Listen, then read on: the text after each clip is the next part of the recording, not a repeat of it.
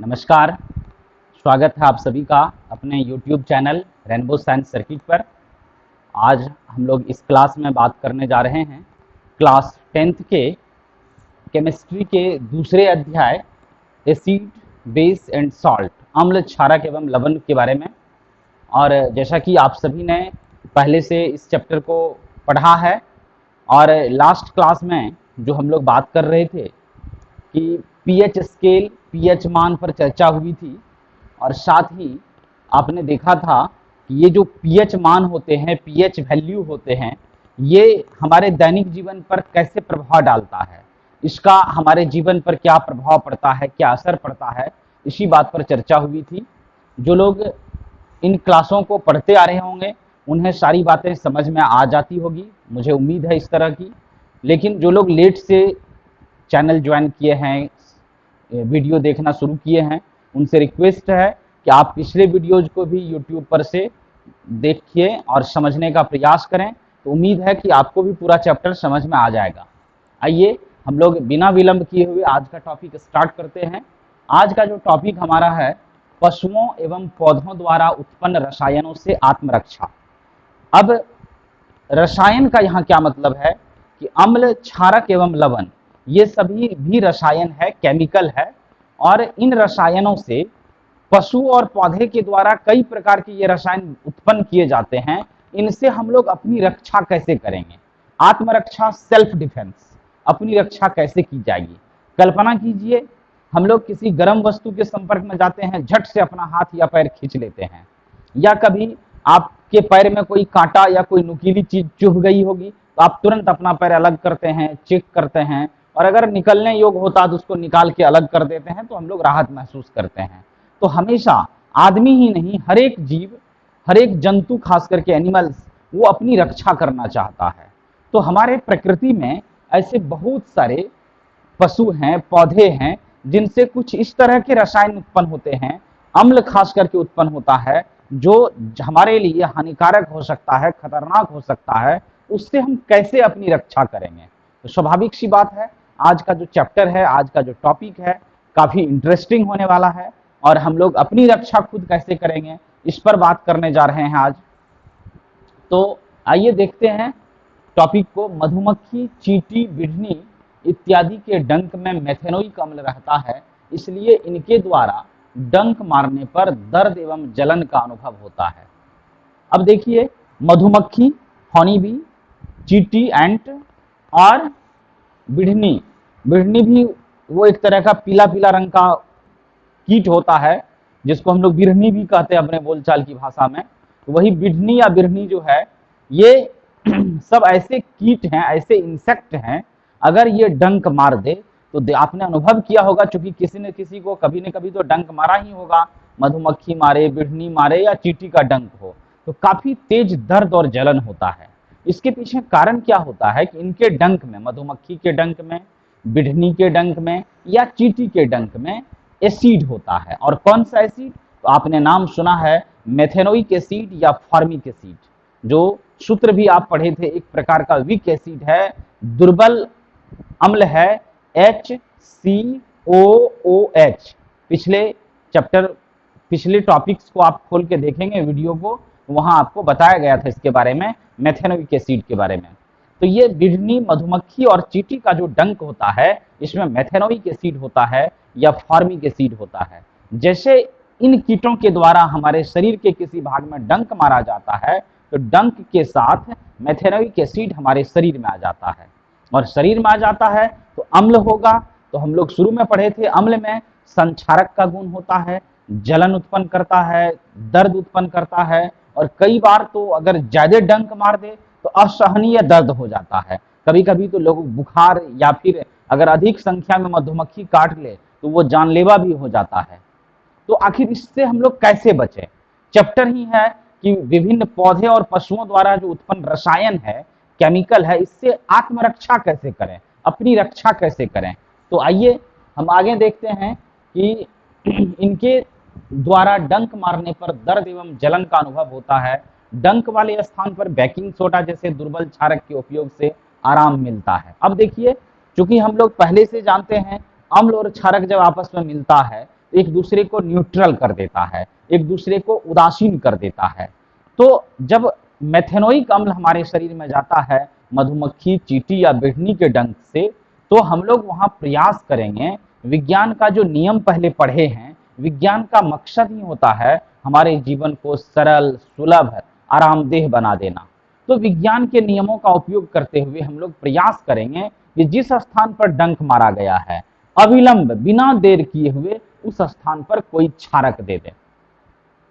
चूंकि अम्ल है उस जगह पर डंक में, अगर हम वहां क्षारक देते हैं, तो आप पढ़े हैं कि अम्ल और क्षारक जब एक दूसरे से मिलता है तो एक दूसरे को उदासीन कर देता है, न्यूट्रल कर देता है। मतलब अम्ल का भी गुण खत्म और क्षारक का भी गुण खत्म। और अम्ल का गुण खत्म हो जाएगा तो फिर हमारे शरीर में जो दर्द और जलन होगा वह भी समाप्त हो जाएगा और हम लोग बिढ़नी, मधुमक्खी, चींटी के डंक से छुटकारा पा सकते हैं इस तरह से। अब प्रश्न उठता है कि कौन सा क्षारक देंगे। तो देखिए कितना आसान बातों को हम लोग यहाँ पढ़ने जा रहे हैं कि बेकिंग सोडा जैसे दुर्बल क्षारक का प्रयोग करेंगे। बेकिंग सोडा, वही जो मीठा सोडा होता है आपके घर में पूरी पकवान या फिर इस तरह से और खाने पीने वाली चीजों में उसका प्रयोग किया जाता है, वही है बेकिंग सोडा, जिसको मीठा सोडा भी हम लोग कहते हैं या खाने वाला सोडा भी कहते हैं। उस बेकिंग सोडा को उस डंक वाले जगह पर लगा दीजिए। अब ये डंक वाले जगह पर जब बेकिंग सोडा लगा देंगे तो चूंकि बेकिंग सोडा एक प्रकार का क्षारक है, बेस है, और मधुमक्खी, चींटी, बिढ़नी का जो डंक हमारे शरीर पर लगा है उसके डंक के द्वारा हमारे शरीर में आ गया है मेथेनोइक अम्ल। तो अम्ल से जैसे यह क्षारक मिलेगा बेकिंग सोडा, तो अम्ल जैसे क्षारक से मिलेगा तो एक दूसरे का प्रभाव समाप्त हो जाएगा और हम लोग दर्द और जलन से राहत महसूस करेंगे।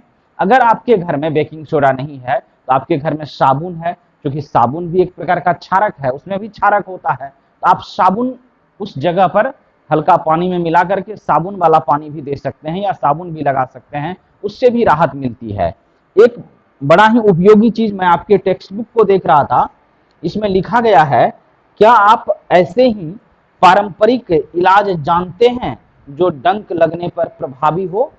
तो कहने का मतलब आपसे ये प्रश्न पूछा जा रहा है। एनसीईआरटी जो सिलेबस है इसका एक बहुत बड़ा खासियत है कि आपके अंदर ये जिज्ञासा उत्पन्न करता है। इसलिए आप जो भी किताबें पढ़ते हो वो अच्छी बात है, उसको पढ़ें, लेकिन एनसीईआरटी अवश्य पढ़ें। वो आपके अंदर जिज्ञासा उत्पन्न करेगा, कई प्रश्न आपके लिए छोड़ के चला जाता है, ताकि उन प्रश्नों के द्वारा आप क्या करें, इन बातों को जानने का प्रयास करें, उत्सुकता आपके अंदर उत्पन्न हो। अब आपसे कह रहा है कि इस तरह का क्या और कोई पदार्थ आपके अगल बगल में, अड़ोस पड़ोस में है जिसके द्वारा आप इस डंक के प्रभाव को कम कर सकते हैं? तो मैं आपको बताता हूं, एक पौधा हम लोगों के घर के अगल बगल में मिर्चैया का होता है पौधा। कई बार हमने अपने रेगुलर क्लास में भी बोला है स्टूडेंट्स को, वो मिर्चैया जो आजकल गर्मियों में खास करके सड़क के किनारे आपको झाड़ीदार पौधे के रूप में मिल जाएगा। तो उस मिर्चैया पौधे को जब उसके टहनी को आप तोड़ेंगे, पत्तों को तोड़ेंगे, उससे दूधिया रस निकलता है। मतलब वो दूध का उजला उजला रंग का, सफेद सफेद रंग का गाढ़ा रस निकलता है। वो जो रस होता है वह भी क्षारकीय होता है, बेसिक होता है। मिर्चैया पौधा आप देख लेंगे सड़क के किनारे अगल बगल में मिल जाएगा, नहीं तो अगले वीडियो में हम आपको अवेलेबल करवा के दिखा भी सकते हैं, दिखा देंगे, प्रयास रहेगा मेरा। तो उस मिर्चैया के जैसे डंटा को हम लोग तोड़ते हैं, तना को तोड़ते हैं, तो उससे एक प्रकार का दूध निकलता है और वह दूधिया रस जो है उसका, वह क्षारक वाला गुण होता है उसमें। और जैसे हम लोग बिढ़नी, मधुमक्खी या चींटी के डंक वाले जगह पर उस दूध को भी लगाते हैं, तो दूध को लगाने से चूंकि उस दूध में क्षारक का गुण होता है, मिर्चैया से जो दूधिया रस निकलता है उसमें क्षारक का गुण होता है, जिसके कारण क्या होता है, वो चींटी के डंक या मधुमक्खी के डंक वाले जगह पर राहत महसूस करते हैं हम लोग, क्योंकि ये मिर्चैया से निकलने वाला जो दूधिया रस है वो क्षारकीय है और चींटी, बिढ़नी, मधुमक्खी के डंक में मेथेनोइक अम्ल है। दोनों एक दूसरे के प्रभाव को समाप्त कर देता है और हम लोग राहत महसूस करते हैं। इस तरह से आपको जब कभी भी चींटी, मधुमक्खी, बिढ़नी का डंक अगर भूल से मार दे, वैसे हम लोग को बचना है, लेकिन फिर भी अगर भूल से डंक मार देता है तो आप प्रयास कीजिए, आप नजर दौड़ाइए, चूंकि आप विज्ञान पढ़े हैं कि अगल बगल में कौन सा क्षारक है, बेकिंग सोडा है या फिर साबुन है। साबुन तो सब जगह अवेलेबल हो जाता है आसानी से, तो साबुन के घोल का भी उपयोग करके हम लोग इससे छुटकारा पा सकते हैं। आइए इसी तरह का एक और बड़ा ही रोचक उदाहरण हमारे सिलेबस में है, दिया है कि नेटल एक शाकीय पौधा है। ये नेटल देखिए एक बड़ा ही इंपॉर्टेंट प्लांट होता है जो खास करके जंगलों में, झाड़ियों में, घर के अगल बगल आपको मिल जाएगा कहीं न कहीं। और हम लोग अपने जो स्थानीय भाषा है हमारी, इसको नेटल को हम लोग उरकुशी भी बोलते हैं। आप देखे भी होंगे उरकुशी, बड़ा बड़ा बाल के समान उस पर रहता है, पत्ता में बाल की तरह रहता है निकला हुआ, वही उरकुशी हो गया नेटल। तो नेटल एक शाकीय पौधा है जिसके पत्तों में डंकनुमा बाल होते हैं।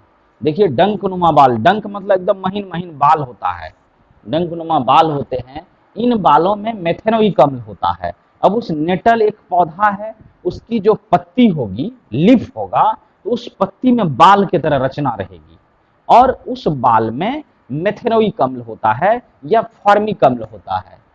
यदि गलती से इनके संपर्क में हमारा शरीर आ जाता है तो डंक के समान दर्द एवं जलन होता है। अब सोचिए कि आपके घर के अगल बगल जंगलों में, झाड़ियों में ये पौधा है, कहीं हम उस होके जा रहे हैं कोई काम से या वैसे भी घूम रहे हैं, कहीं हमारे शरीर के संपर्क में आ गया वो पत्ता, तो सीधा उसका जो बाल होता है त्वचा में घुस जाता है। और त्वचा में जैसे बाल घुसेगा तो उस बाल में क्या है, मेथेनोइक अम्ल है। और जब मेथेनोइक अम्ल आपके शरीर के अंदर जाएगा तो फिर तेज दर्द और जलन उत्पन्न करेगा। जैसे बिढ़नी मधुमक्खी के डंक में दर्द और जलन होता है, उससे भी ज्यादा पीड़ादायक दर्द एवं जलन होता है इस नेटल के पत्तों में जो डंकनुमा बाल होता है उसके शरीर में जाने से। अब जब डंक होगा और डंक से मेथेनोइक अम्ल हमारे शरीर में गया है तो फिर हम लोग क्षारक खोजेंगे, क्योंकि अम्ल को क्षारक ही उदासीन बना सकता है। आइए फिर जब क्षारक की बात उठती, देखिए क्या लिखा गया है। पारंपरिक तौर पर इसके उपचार के लिए डंक वाले स्थान पर डॉक, देखिए ये भी एक पौधा है, डॉक पौधे की पत्तियों को रगड़ा जाता है। अब देखिए संयोगवश डॉक पौधे नेटल के आसपास पाए जाते हैं और इसकी पत्तियां क्षारकीय प्रकृति की होती है, अतः प्रकृति उदासीनीकरण का विकल्प देती है। बहुत ही कहिए एक सौभाग्यशाली है हम लोग, मानव बहुत ही सौभाग्यशाली जीव है कि हमारे पास प्रकृति अगर कोई बीमारी दिया है तो हमारे आसपास उसका उपचार भी दे दिया है, इलाज भी दे दिया है। उसी का एक उदाहरण है कि अगर उस नेटल के पत्तियों का डंक हमारे शरीर में हो जाता है तो तेज दर्द और जलन से छुटकारा पाने के लिए हम लोग क्या करते हैं, उसी नेटल पौधा के आसपास, उसी जंगलों में, झाड़ियों में एक और छोटा छोटा शाकीय पौधा का मतलब होता है छोटा छोटा साग वाला पौधा, जो लता वाला, लत्ती वाला पौधा होता है, उसी को शाकीय पौधा कहते हैं। तो वो शाकीय पौधा होता है जिसका नाम है डॉक। और उस डॉक पौधे की पत्ती को, जहां पर नेटल के पत्ती का डंक लग गया है, उसी डंक वाले जगह पर डॉक के पत्ती को रगड़ देते हैं। अब डॉक के पत्ती को रगड़ते हैं और उससे हमें राहत मिलती है, आराम मिलता है। तो आप समझ सकते हैं कि नेटल के पत्तियों में जो बाल है उसमें अम्ल है, तो इसका मतलब डॉक के पत्तियों से जो रस निकलेगा उसमें क्षारक है। तब अम्ल और क्षारक एक दूसरे से मिल करके एक दूसरे के प्रभाव को समाप्त कर देता है। तो सोचिए कितने अद्भुत है प्रकृति का ये सिस्टम कि जहां पर अम्ल दिया तो उसको उदासीन करने के लिए उसी के आसपास क्षारक भी दे दिया। कहने का मतलब अगर समस्या है हमारे पास तो समाधान भी हमारे अगल बगल में है। इसलिए पढ़ने वाले लोग जो खास करके अध्ययन कर रहे हैं वो कभी भी घबराएं नहीं।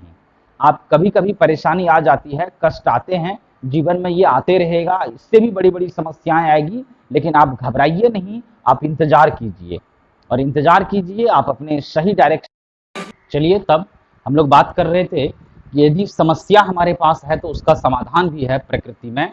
जिस प्रकार से यहाँ आपने अभी देखा कि अगर हमारे अगल बगल में मधुमक्खी, चींटी, बिढ़नी का डंक मार देता है, या फिर आपको ये नेटल का डंक लग जाता है, तो डॉक पौधे भी उसके अगल बगल ही उपलब्ध हो जाते हैं। इसी तरह से हमारे जीवन में भी यदि समस्याएं हैं, अगर हमारे पास कठिनाई है तो उसका कहीं ना कहीं सॉल्यूशन भी है, समाधान भी है। इसलिए जीवन में कठिनाई तो आएगी ही, समस्याएं आएगी ही, आप उससे घबराइए नहीं, आप एकदम दृढ़ निश्चय होकर के अपने पथ पर आगे बढ़ें, सही डायरेक्शन में अपने को आगे बढ़ावें, तो निश्चित रूप से आप उन समस्याओं से निकल सकते हैं, आसानी से निकल सकते हैं। तो विज्ञान जो है यह हमें सिखाती भी है ये चीज कि जिस तरह से हमने अभी देखा कि प्रकृति उदासीनीकरण का विकल्प देती है कि अगर अम्ल है वो हमारे लिए घातक है तो उसके अगल बगल में क्षारक भी मौजूद है। इसलिए जहां आप हैं, अगर समस्याएं आपके चारों तरफ है तो आप इंतजार कीजिए, धैर्य रखिए और खूब मेहनत कीजिए। निश्चित रूप से उसी अगल बगल में रह के, उन्हीं समस्याओं के बीच से रह करके आपके जीवन में एक नया सवेरा हो सकता है, एक नई उम्मीद जग सकती है। क्योंकि हम लोग तो बहुत दिनों से जानते हैं कि कमल कीचड़ में ही उत्पन्न होता है। अगर कमल को निकाल करके हम गमला में रख दें, किसी साफ सुथरे जगह पर लगा दें, तो वो कमल की वृद्धि रुक जाएगी, समाप्त हो जाएगा। इसलिए आप जहां हैं वहां रहें, समस्याएं होगी और उन समस्याओं से लड़ें, घबराएं नहीं, हिम्मत नहीं हारें, तो निश्चित रूप से समाधान भी आपको मिल जाएगा। तो आइए अब दूसरे टॉपिक पर आते हैं। आज जो दूसरा टॉपिक आज का हमारा है कि कुछ प्रमुख प्राकृतिक अम्ल। अब ये अम्ल, क्षारक और लवण, ये अधिकांशतः अम्ल, क्षारक और लवण आज भी प्रकृति से प्राप्त होता है और दैनिक जीवन में इसके कई उपयोग हैं। बहुत सारे उपयोगी पदार्थ इन्हीं अम्लों से प्राप्त होते हैं। तो इन अम्ल को हम लोग कैसे प्राप्त करते हैं, किन पदार्थों में कौन सा अम्ल होता है, खास करके जो हमारी बोर्ड परीक्षाएं होती है उसके लिए ये बहुत ही इंपॉर्टेंट है, बहुत ही महत्वपूर्ण है। इसलिए यहाँ जो हमने कुछ पदार्थों के बारे में बताया है कि उनमें कौन कौन सा अम्ल होता है, इन सभी अम्लों के नाम को पदार्थ के नाम के साथ आप एकदम कंठाग्र कर लेंगे तो यह बोर्ड परीक्षा के लिए भी और प्रतियोगी परीक्षाओं के लिए भी बेहद महत्वपूर्ण होता है। कई बार परीक्षाओं में पूछा जाता है कि जैसे उदाहरण के तौर पर टमाटर में कौन सा अम्ल होता है, या इमली में कौन सा अम्ल है, नींबू में कौन सा अम्ल है। तो जब तक इन मानों को, इन नामों को आप ठीक से याद नहीं कर लेते हैं, ये सारे वैल्यू, जो पीएच मान वाला वैल्यू था और ये जो नाम है अम्ल वाला, ये दोनों क्वेश्चन बराबर ऑब्जेक्टिव टाइप क्वेश्चन में पूछे जाते हैं। इसलिए इसको आप याद कर लेंगे। तो आइए शुरू करते हैं इस टॉपिक को।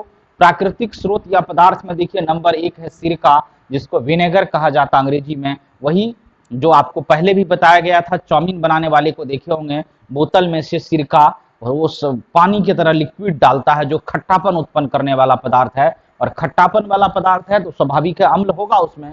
और उस सिरका में, विनेगर में एसिटिक एसिड होता है, या इसको हम लोग एथेनोइक एसिड भी कहते हैं। तो एसिटिक अम्ल या एथेनोइक अम्ल होता है किसमें? सिरका में। दूसरा जो पदार्थ है हमारा वह संतरा है, नारंगी, उसमें सिट्रिक एसिड होता है। और यहाँ देखेंगे आप 6 नंबर पर नींबू, इसमें भी सिट्रिक एसिड है। तो आप नारंगी और नींबू को गौर से देखें तो भीतर की रचना एक जैसी है और ये सभी फल रसदार फल कहलाते हैं। जूसी फ्रूट होता है, जूस निकलता है इसमें से, नारंगी में से भी जूस निकलता है, नींबू में से भी जूस निकलता है। और भीतर की रचना देखिए, बीच में बीज रहता है सेंट्रलाइज और चारों तरफ दाने दाने की तरह रस भरे रहते हैं। ये जो संतरा और नींबू हो गया, दोनों में सिट्रिक एसिड है या सिट्रिक अम्ल है, इसको सैट्रिक अम्ल भी कहते हैं। 3 नंबर में इमली है। इमली का नाम सुनते ही मुंह में पानी आ जाता है, कई बार आपने खाया होगा, खट्टापन होता है उसमें, बहुत ज्यादा खट्टा रहता है। उस इमली में टार्टरिक एसिड है, टार्टरिक अम्ल है। टमाटर में ऑक्जेलिक अम्ल है। यह इमली और टमाटर, इमली में टार्टरिक अम्ल और टमाटर में ऑक्जेलिक अम्ल, ये 2 बहुत महत्वपूर्ण पदार्थ है। मेरे अनुमान से जितने बार परीक्षाओं में क्वेश्चन पूछा जाता है, मैक्सिमम टाइम इसी इमली और टमाटर से जुड़ा हुआ प्रश्न ही पूछा जाता है। 5वें नंबर को देखिए, दही या खट्टा दूध है। कभी कभी आपको कंफ्यूज करने के लिए पूछ देगा कि खट्टा दूध में कौन सा अम्ल होगा। अब आप कहेंगे कि दूध तो खट्टा होता नहीं है, लेकिन याद कीजिए दूध को जब खट्टा बना देते हैं तो उसी को दही कहते हैं। तो दही या खट्टा दूध में लैक्टिक एसिड होता है, लैक्टिक अम्ल होता है। नींबू पर चर्चा हो गई कि नींबू में सिट्रिक एसिड होगा। एक और इसी तरह का फल टाब होता है, बड़ा बड़ा अपने यहाँ फलता है, उसमें भी सिट्रिक एसिड होता है। टाब भी समझिए नींबू का बड़ा रूप है, वो भी रसदार फल है, तो उसमें भी सिट्रिक एसिड होता है। तो संतरा में, नींबू में, टाब में, या इस तरह के और भी जो जूसी फ्रूट होते हैं, ऐसे सभी फल में, ऐसे सभी फ्रूट में सिट्रिक एसिड पाया जाता है। 7वें नंबर पर चींटी या मधुमक्खी का डंक है, मेथेनोइक या फॉर्मिक एसिड इसमें पाया जाता है। तो फिर 8 नंबर पर नेटल का डंक है। यह नेटल का डंक, जो उर्कुशी के बारे में हम लोग चर्चा कर रहे थे, उसके जो डंकनुमा बाल होते हैं, उस बाल से जो अम्ल आता हमारे शरीर में, वह अम्ल होता है मेथेनोइक या फॉर्मिक अम्ल। फिर 9 नंबर पर देखिए, सेब है, एप्पल, उस सेब में भी मैलिक एसिड होता है, मैलिक अम्ल होता है। जठर रस है 10 नंबर में, जठर रस में हाइड्रोक्लोरिक अम्ल होता है। पिछले वीडियो में भी आपको बताया गया था कि जो हमारा स्टोमक है भोजन पचाने के लिए, उस स्टोमक में जैसे भी भोजन जाता है तो वहां से एक रस निकलता है स्टोमक से, और उस स्टोमक से जो रस निकलता है उस रस को जठर रस कहते हैं। और उस जठर रस, गैस्ट्रिक जूस, अंग्रेजी में गैस्ट्रिक जूस कहते हैं, उस गैस्ट्रिक जूस में एक प्रकार का अम्ल होता है और उसी अम्ल का नाम है हाइड्रोक्लोरिक अम्ल। तो इस तरह से आप कह सकते हैं कि जो हमारा जठर रस है, जो अमाशय में पेट में निकलता है भोजन को पचाने के लिए, उस जठर रस में कौन सा अम्ल होता है? तो उस जठर रस में अम्ल है कौन? हाइड्रोक्लोरिक अम्ल, HCl। फिर चाय, चाय कहने का मतलब जो चाय पत्ती होती है, चाय बनाने में जिसका प्रयोग आप करते हैं, तो उस चाय पत्ती में आपको टैनिक एसिड होता है, टैनिक अम्ल होता है। 12 नंबर पर देखिए मक्खन, ब्यूटेरिक एसिड, मक्खन को अंग्रेजी में हम लोग बटर भी कहते हैं और इसी ब्यूटेरिक एसिड के कारण उसका नाम बटर हो गया। तो मक्खन में, जो दूध से आप मक्खन प्राप्त करते हैं, उसमें रहता है ब्यूटेरिक एसिड। फिर 13 नंबर पर आप आइए, अंगूर है, वही अंगूर वाली कहानी, जो खट्टे अंगूर होते हैं, लेकिन हम लोगों के लिए अंगूर खट्टा नहीं होना चाहिए, हम लोगों के लिए अंगूर मीठा होना चाहिए। बहुत लोग जो हिम्मत नहीं करते हैं, जो हिम्मत छोड़ देते हैं करना, आशावादी नहीं है, वो चुपचाप अकेलापन जीवन जी रहा है, वैसे लोगों के लिए तो आपने कहानी सुनी होगी कि लोग कह देते हैं अंगूर खट्टे होते हैं। आखिर खट्टापन का कारण तो कुछ होगा, तो उस खट्टेपन का कारण है कि अंगूर में भी एसिड होता है, और अंगूर में कौन सा एसिड होता है? तो टार्टरिक एसिड होता है, टार्टरिक अम्ल होता है। और 14 नंबर पर जो लास्ट है, मूत्र, जो पेशाब यूरिन होता है, उस मूत्र में, जंतुओं के मूत्र में, यूरिन में कौन सा अम्ल होगा? उसमें होगा यूरिक एसिड, यूरिक अम्ल। यूरिक अम्ल रहने होने के कारण ही उसको अंग्रेजी में यूरिन नाम रखा गया है। तो इस तरह से हम लोगों ने आज टोटल 14 प्रमुख प्राकृतिक पदार्थों के बारे में जाना, या प्रमुख प्राकृतिक वस्तुओं के बारे में जाना, और उसमें उपस्थित अम्ल की भी हम लोग चर्चा किए कि किस पदार्थ में कौन सा अम्ल पाया जाता है। तो इस प्रकार से आज का क्लास अब हम लोगों का लगभग समाप्ति की ओर है। आप इन सभी नामों को, इन सभी अम्लों को याद कर लेंगे, ताकि आने वाली जो आपकी बोर्ड परीक्षाएं होगी या कॉम्पिटिटिव एग्जाम्स होंगे, उसमें आपको काफ़ी हेल्प मिलेगा। साथ ही साथ जो आपको पिछले वीडियो में पीएच मान के बारे में, पीएच वैल्यू के बारे में बताया गया था, उसको भी आप याद कर लेंगे। तो ये दो मान और नाम दोनों आपको काफ़ी हेल्प करेगा ऑब्जेक्टिव टाइप क्वेश्चन को हल करने के लिए। तो अंत में मैं आपको इस वीडियो के आरंभ में बता रहा था कि जो ये मधुमक्खी, चींटी, बिढ़नी जो सामान्यतया कीट होता है हमारे अगल बगल में, इसके डंक में, तो आपके किताब में एक बड़ा ही रोचक बात आपके पीछे छोड़ गया है कि आपसे ये पूछा जा रहा है कि क्या आपके अगल बगल में कोई और ऐसे पदार्थ हैं जो अम्लों को उदासीन करने की क्षमता रखता हो। तो हमने आपको शुरू में कहा था कि एक हमारे यहाँ मिर्चैया पौधा होता है, मैं उसका साइंटिफिक नेम तो जानता नहीं हूँ, क्या नाम है नहीं है, लेकिन उसको मिर्चैया, वो जंगली पौधा है, जनरली हम लोग खरपतवार के रूप में उसको देखते हैं, उखाड़ के फेंक देते हैं, सड़क के किनारे, घर के अगल बगल मिल जाएगा, लेकिन बहुत उपयोगी पौधा है। आज मैं सोच रहा था कि आपसे परिचय करवाऊं, संजोग से ये अवेलेबल हो गया, तो मैं आपको ये पौधा दिखा पा रहा हूँ। देखिए, आपने इसको खूब देखा होगा, निश्चित रूप से बढ़िया से देखा होगा। ये मिर्च के तरह झाड़ीदार पौधा होता है, इसमें छोटी छोटी पत्तियां रहती है, और इस पौधे की खासियत क्या है कि इस पौधे के इस टहनी को जैसे आप तोड़ेंगे तो आप गौर से देखेंगे, इसमें से देखिए ये दूधिया रस निकलता है, ध्यान से देखिए, दिख पा रहा होगा आपको, ये दूधिया रस निकलता है, यहां से भी ये दूधिया रस निकलता है। फिर आपको मैं दिखा रहा हूं, जैसे इसको तोड़ते हैं इसमें से ये रस निकलता है, और ये रस जो होता है, देखिए ये रस दिख पा रहा होगा आपको, ये जो रस होता है दूधिया रस, इसमें क्षारक का गुण है, मतलब यह एक प्रकार का क्षारक है, बेस है।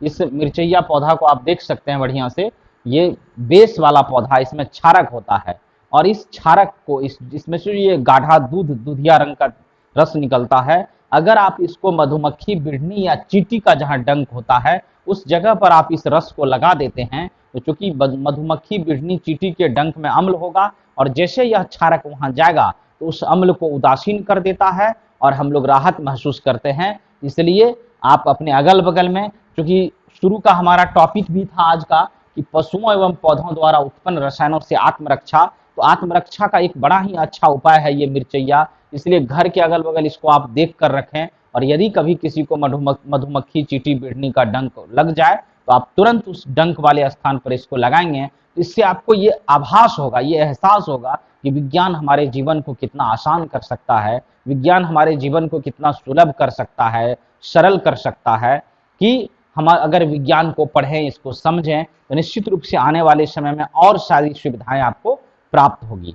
तो आज का क्लास हम लोग अब यहीं समाप्त करेंगे, इसी उम्मीद के साथ कि आपको आज जो भी बातें बताई गई सारी बात समझ में आई होगी। आप आराम से घर में रह के पढ़िए, ध्यान से बातों को समझिए, टेक्स्ट बुक जो आपकी किताब है उसको भी पढ़िए, और वहाँ जो कुछ क्रियाकलाप है या कुछ प्रश्न है उसको भी बनाने का प्रयास कीजिए। फिर हम लोग इसी तरह से रोचक क्लास में इसी तरह के इंटरेस्टिंग टॉपिक को लेकर के अगले दिन अगले वीडियो में मिलेंगे। तब तक आप सभी स्वस्थ रहिए, घर में रहिए, खुश रहिए। और अगर वीडियो पसंद आवे, ये क्लास आपको समझ में आवे, तो आप वीडियो को अवश्य अंत में लाइक करेंगे, अपने दोस्तों में शेयर भी करेंगे। और जो लोग लेट से हमारे चैनल से जुड़े हैं, अभी तक सब्सक्राइब नहीं किए हैं चैनल को, उनसे रिक्वेस्ट है कि आप अविलंब इसको सब्सक्राइब भी करें, ताकि हमारा जो आने वाला वीडियोज होगा आप तक पहले पहुंचेगा और आप आसानी से उसको पढ़ करके समझ करके उससे लाभ प्राप्त कर पाएंगे। बस इन्हीं शब्दों के साथ आज का क्लास समाप्त करते हैं और धन्यवाद। जय हिंद।